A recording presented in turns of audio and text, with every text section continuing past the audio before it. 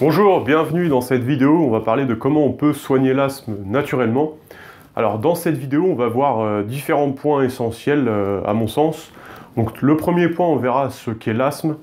Je vous partagerai également les symptômes qu'on peut avoir. Je pense que vous les connaissez encore mieux que moi.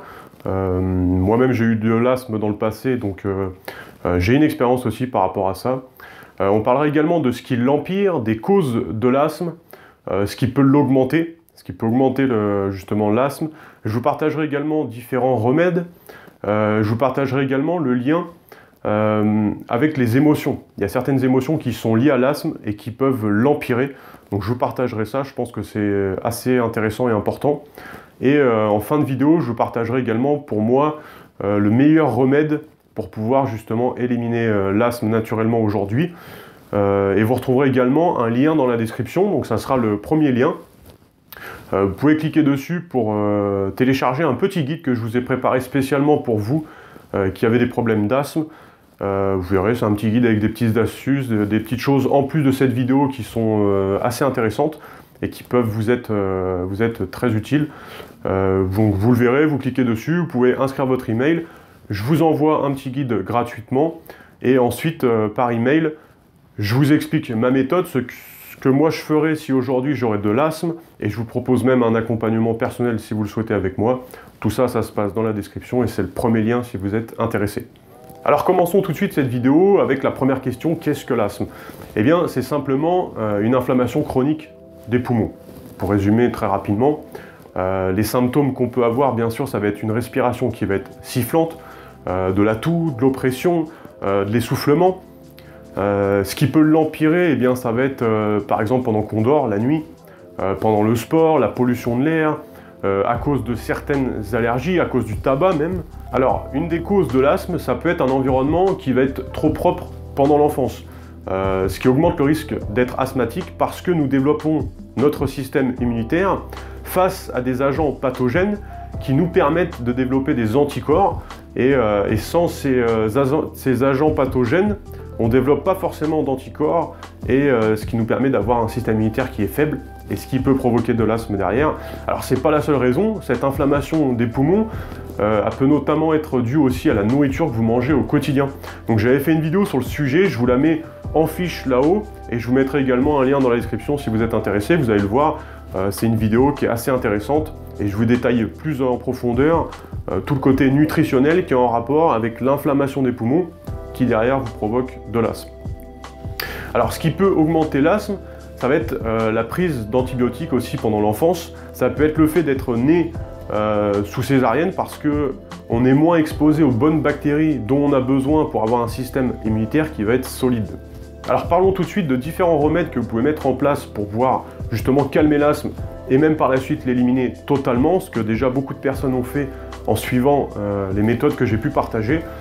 Alors ce que vous pouvez faire, c'est déjà prendre des probiotiques pour avoir une santé intestinale qui va être meilleure. Vous pouvez également respirer davantage par le nez pour avoir plus de CO2 que si on respire par la bouche, pour apporter plus d'oxygène et donc calmer la respiration. Quand on respire par le nez, on a plus de facilité à apporter de l'oxygène au sang et du CO2 et c'est l'intérêt de pouvoir respirer davantage par le nez.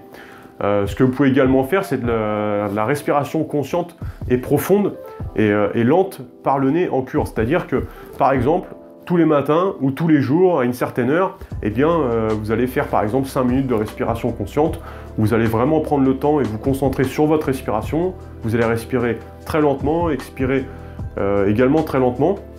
Et vous allez respirer principalement par le nez, puis expirer l'air par la bouche et vous allez faire ça peut-être 5-10 minutes. Moi-même je le fais au quotidien. Alors c'est pas forcément pour ça que je le fais, c'est parce que ça a énormément de bénéfices, mais je trouvais intéressant de pouvoir vous le partager dans cette vidéo parce que ça a des conséquences qui sont intéressantes justement pour pouvoir soigner l'asthme.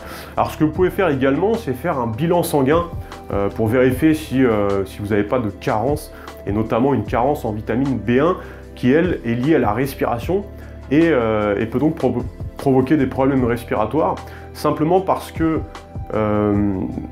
cause de cette carence, en fait, le cœur a moins de capacité à pomper le sang efficacement. Alors, ça peut être aussi un déséquilibre du pH, c'est-à-dire qui va être trop acide ou trop alcalin dans votre organisme. Ça peut également être une carence en calcium qui peut être liée a des difficultés à respirer. Ce que vous pouvez également faire, qui est assez intéressant, c'est de faire un dépistage d'une bactérie qu'on appelle la Chlamydia pneumonia, qui est une bactérie difficile à tuer et qui peut être éliminée sous antibiotiques. Donc moi je vais plutôt vous partager des remèdes naturels pour l'éliminer. En fait, il y a un lien entre l'asthme et cette bactérie, et si vous avez cette bactérie qui affecte votre système respiratoire, vous devriez avant tout faire en sorte de pouvoir l'éliminer. Alors si jamais vous faites le test et vous l'avez, vous faites un dépistage et vous avez cette bactérie, eh bien vous pouvez prendre du champignon chaga ou encore de la racine de lotus. Alors la racine de lotus c'est un peu plus compliqué à trouver, le champignon chaga je vous mettrai un lien dans la description pour en commander. Je pense que ça peut être intéressant de faire ce dépistage. Alors ce que vous pouvez également faire, c'est bien sûr avoir une meilleure alimentation en réduisant surtout les glucides qui sont complexes et les farines qui augmentent l'inflammation pulmonaire et qui réduisent votre capacité à respirer. Également, ce que vous pouvez faire, c'est vérifier s'il n'y a pas de moisissure dans votre maison, car juste ça, en fait, ça pourrait contribuer à garder aussi vos poumons, vos sinus et vos voies respiratoires encombrés de mucus, et donc vous empêcher de respirer normalement.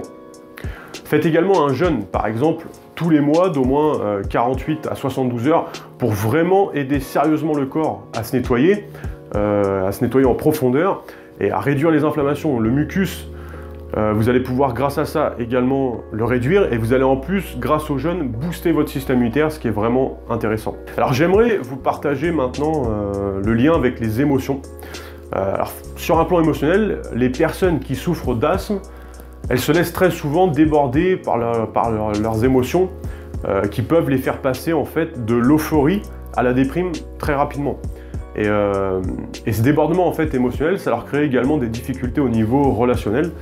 Et si vous voulez, les problèmes respiratoires, ils reflètent la capacité d'une personne à gérer les émotions de la vie liées aux êtres qu'elle aime. Et si elle se laisse déborder par ses propres émotions ou par celles des autres, en fait, elle risque de souffrir d'anxiété, d'irritabilité et de tristesse, par exemple. Et ça va déclencher à la suite des symptômes physiques, dont l'asthme.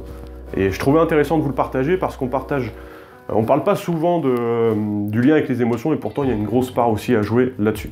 Le meilleur remède que je voulais vous partager dans cette vidéo, même s'il y en a plein d'autres, mais celui-ci est vraiment aussi intéressant, c'est la vitamine D.